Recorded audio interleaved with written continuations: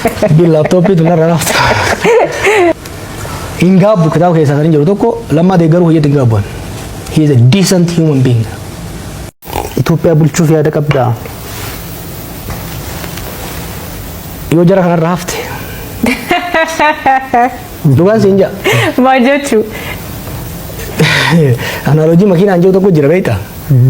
Akka jarre kun amma itti deemun yoo rabbi nu gargaare malee biiti tuni biyya turtuu biyya hiddisii gaffagaatu taate umman beeyta ummanni biyya hani garaarsi nyaata ummata miskiina beeyta ummata fayyaales wallahi ummata nagayaati beeyta biyya kana dagartanii waggaa taaksiin parsantii lama waggaatti dabalamu akkatti biyya raasan 42% gaazaa irratti saantiimii kudhan waggaa dabalame ummanni isanii yeroo ammaa kana taaksii parsantii 300 hanga 1,000tti dabalanii milishaan miila bitaatiin isa dhiitaa ummanni kuni biyya irratti hin diigamanii hamtuun kana caalaa natti hin dhufin yaada jorraa ka'eeti nagayaan bula jechuudha ummanni sun garaarama nyaata kanaaf hamma danda'een yoo tokko hamma danda'een biyyi tuni sirna kanarraa akka haftu we need to have a country we need to save our country missioning generation kana is to save Ethiopia from Abiy Ahmed maaliif akkaataa jarri kun keessattuu Abiy fi murni isa wajjin deeman ittiin deemaa jiranii we might not have a country eegeessaan deeman booda absaa'uu hin danda'u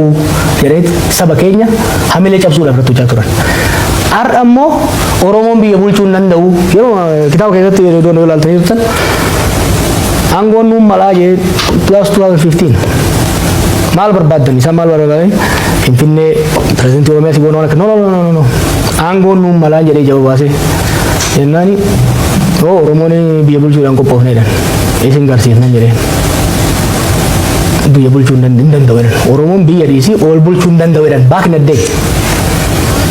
These guys proved that. Oromoon biyya bulchuu hin danda'u kan jedhu san dhiphinaan wallaalummaan of tuulammaadhaan ijoolleen tuni qaanii san Oromoo irratti fidan. Har'a Oromoon bakka jiruun hoggaa isaa miidiyaa irra bayan qeensa ofii keessatti dadhabamuu barbaada. Oromoon bee uummata oral society uummata dubbannee dhagaa amansiisuu dandeenyu barra.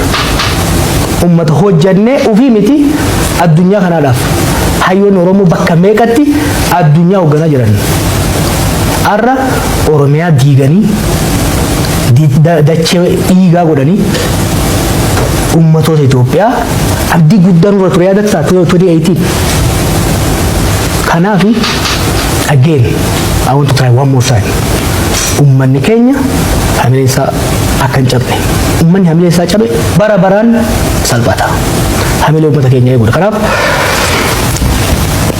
dongoroon hojjedhe jira yaa.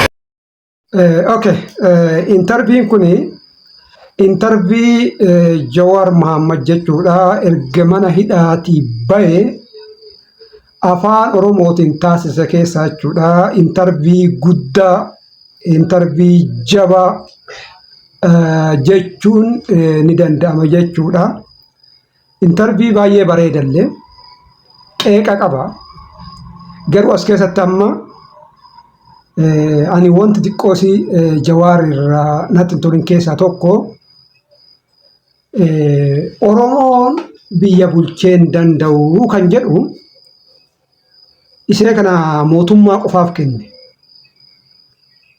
Hayyoonni Oromoo hunduu kana qooda keessaa fudhachuu qabu jechuudha. Odoo isaan har'a ol dhabuu baatanii odoo isaan har'a olii galanii Oromoon har'a salphatu jechuudha.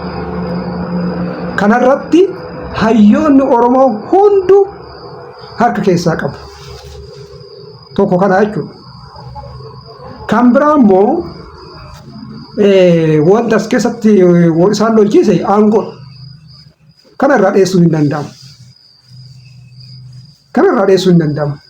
Akka isaan walii hin galle akka isaan wal lolanii kan taasise immoo aangoodha jechuudha. Osoo aangoof ta'uu baate osoo ummataaf ta'e walii galuu danda'a. Jawaar meebii dhuunfatti aangoo barbaaduu dhiisuu danda'a. Ammatti garuu immoo wal dhabdeen Oromoo jidduu jiru aangoodha. Anatu bulchaadha. Ana akka kiyyaan bulchuu qabdi. Adeemsa kiyyaan buluu qabdi biyyi kun waan jedhudha jechuudha.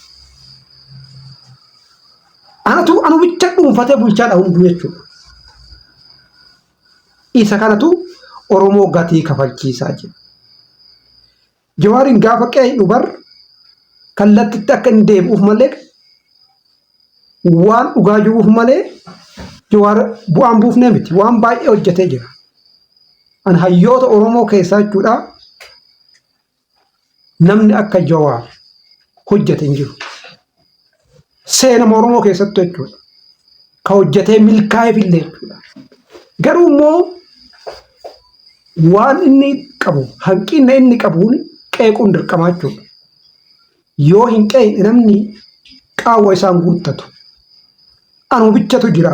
Anuma bichatu beekaa jedha yeroo hundaa jechuudha. Garuu gaafa qeexu maal ta'a beekan kee qaawwa isaan guuttataa deemaa jechuudha. Warri maa qeexaa jettanii namatti duultanii nuti isin caalaa jaalachuu dandeenya. Ilma Oromooti ka wallolaa jiru ilmaan Oromooti. Ka irratti wallolaa jira immoo aangoodhaa jechuudha. Homaa kun gaaragarummaa qabu jechuudha.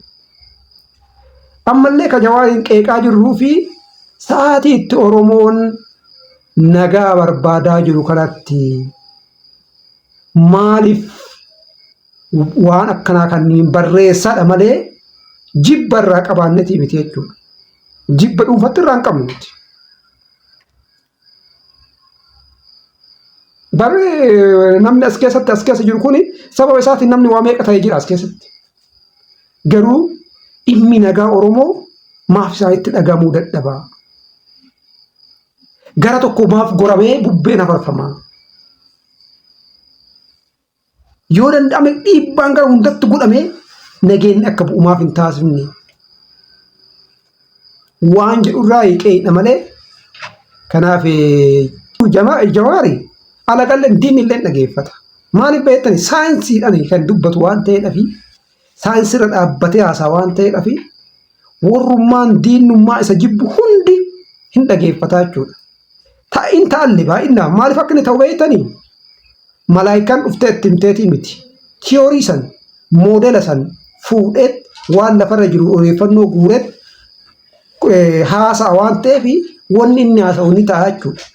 Garuu ammatti Oromoon wal qeequu walirratti duuluu balleessan ka'ee baluu jechuu akkasiiti jechuurraa tokkoomanii du'a mooraa Oromoo irraa akka dhaabanidha kan barbaadu. Kanaaf jechuudha.